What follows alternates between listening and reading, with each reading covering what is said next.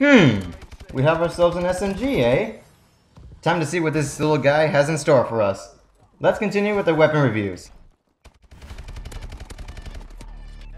Hello everyone, I'm Spcbrawlerz, aka Brawlerz, and welcome to my second weapon review in Call of Duty Advanced Warfare. Now, we have ourselves the KF5 Sub Machine Gun. A brand new submachine gun added to the close quarters armory. The KF5 is an average to popular gun seen in the game.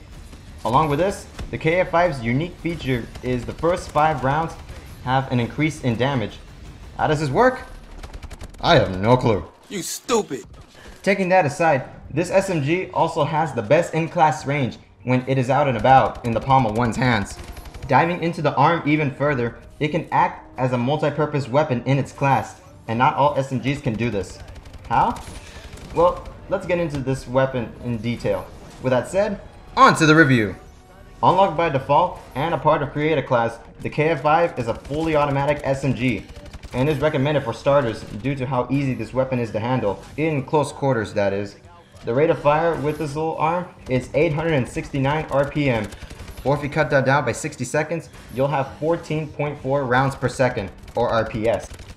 This is a normal stat for the SMGs, and an exceptional one indeed. Your magazine size with the KF5 is 40 rounds, which is yet another normal trait for any SMG, but don't let this number fool you. Along with the increased damage for the first 5 rounds, as mentioned earlier, this is a medium to low penetration arm, so if you see your enemies behind on thin obstacles, your first rounds can get you the hit markers, while the rest of the bullets should finish the job, if you are in a clear sighting of your target.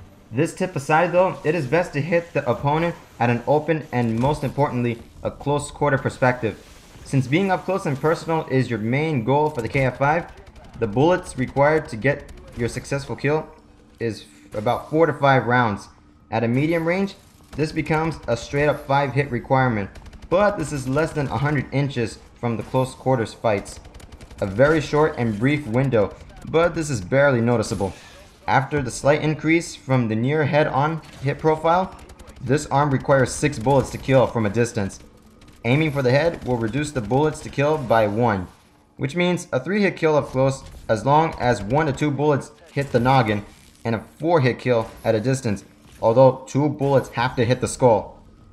Continuing with the profile for the arm, the time you need to take out your primary gun is 0.75 seconds, and to switch from your gun to your secondary is 0.5 seconds, along with the aim down sight time being at 0.25 seconds. Taking a peek with the crosshairs, these are smaller than most weapons, minus the shotguns. And with smaller crosshairs means a great advantage to hip firing, and doing this type of firing is suitable and solid for the KF5. However, this SMG can also act and perform in a decent manner in mid-range fights. If you want to utilize the arm in such said gunfights, the irons are not the best sights for the job other than face-to-face shootings. A sight will be needed if you want to stay on key with your foes from a distance. But we'll get into the sights in a bit. The reload times are very satisfying for the KF5, which are the following. You will need 1.35 to 1.5 seconds for your standard reloads, a 2.1 second time requirement if the gun's mag is completely empty, along with the bullets entering the arm's chamber at the 1.15 second mark, and a 1.25 to 1.3 second time for your sacrifice reload. This is flat out one of the fastest reload times out of the SMG class and in the game. Somebody better call Roadrunner in this business because this is fast! Putting more goodies on the gun, the recoil stats are medium to low, so the kick is there but is easily manageable. Last but not least is the movement speed, which comes in at 95 to 100% due to the fact of the KF5 being a light weapon. Now we proceed with the attachments, and up first are the optical sights. Not a must-have attachment for this arm unless you choose to fight in the mid-range battles, which the KF5 performs quite well, and or if you are not a fan of the irons. Personally, this is all within your appearance. If you like the sights, then go ahead and just use the irons. If not, you can switch out for an optical sight. Surprisingly, the hybrid, thermal, and even the ACOG scopes are alright with this gun. But like I said, unless you are utilizing the arm in such said fights, I would pass. Next are the arm attachments. I feel like I'm in a candy store right now. All attachments are solid for this weapon.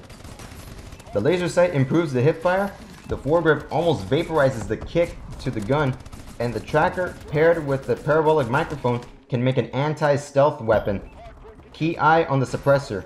An excellent weapon attachment for almost any SMG, and for being the quiet one on the field.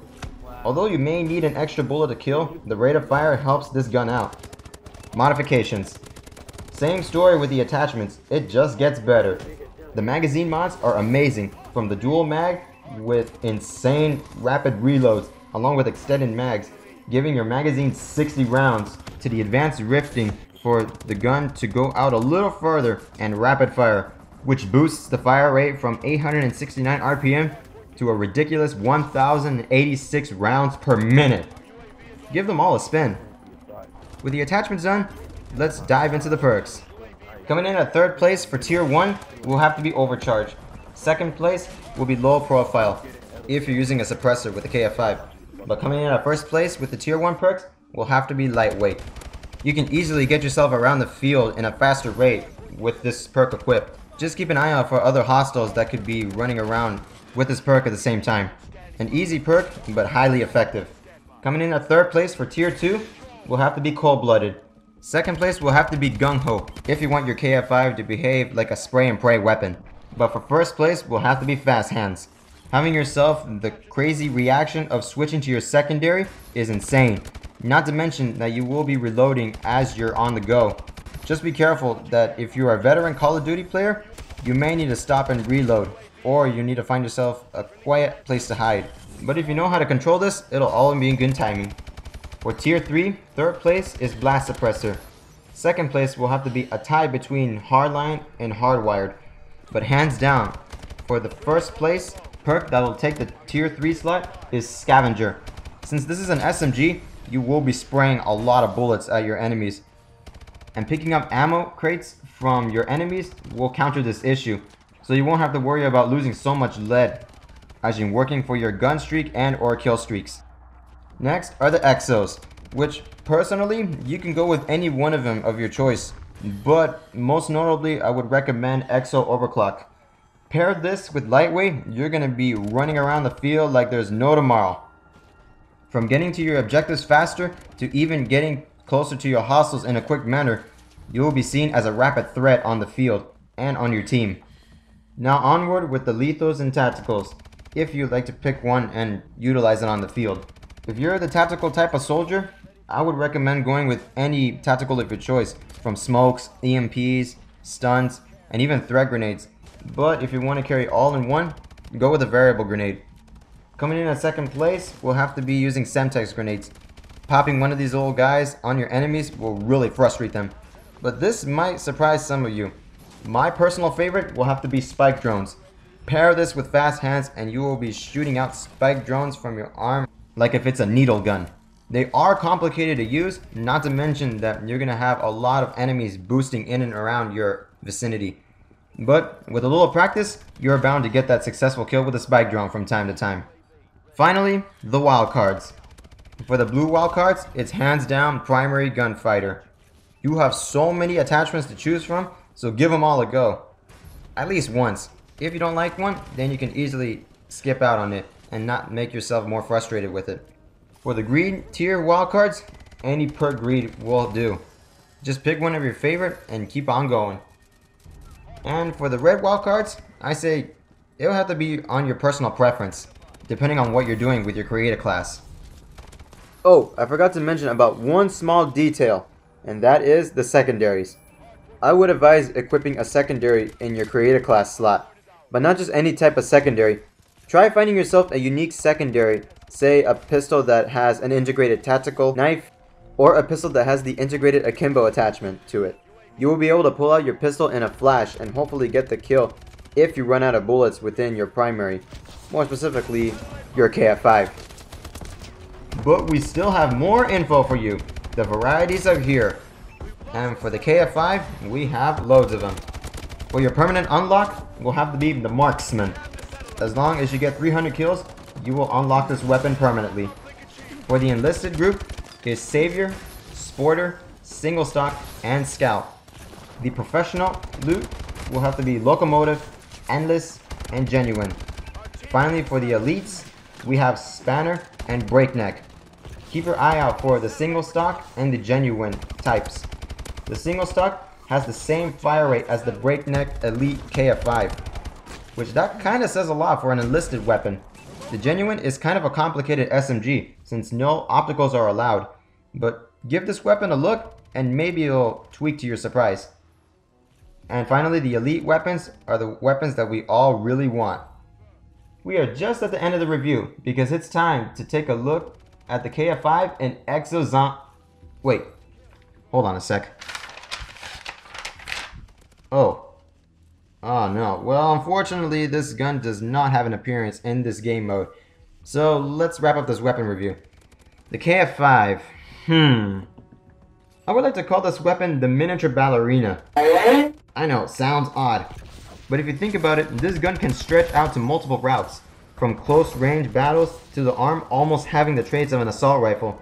This can even bring the KF5 to a stealth single standard sprayer and even an anti-stealth arm. A perfect gun to be a flexible threat to your enemies. Small, yet strong indeed. You plus the KF5 means your foes cannot hide. Thank you all for watching. I hope you learned something new today, have new crazy ideas going on in your head, but most of all, I hope you enjoyed. And I hope for you to join me in the next review. For a returning arm from the previous COD will be making its appearance, which is the Lynx Sniper Rifle. Until then, game on, gamers.